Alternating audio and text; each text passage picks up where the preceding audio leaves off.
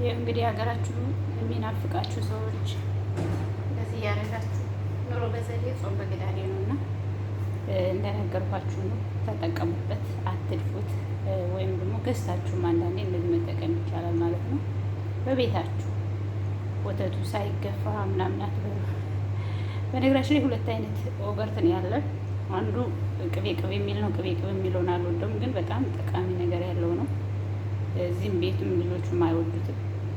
በጣም ይጣፍጥ ነው። ይሄ ከለሩንም እንደምታዩት ነው። እውነት ዋው! እና ቪዲዮውን ከወደዳችሁት ላይክ፣ ሼር፣ ሰብስክራይብ የምትሏን በተን እየተጫናችሁ ከዛ አብረን ሙያውን እንማራለን ማለት ነው። ይህንን ከሽሮ ጋራ ከድንች ወጥ ጋራ ሰርተን ደግሞ እንበላለን ማለት ነው።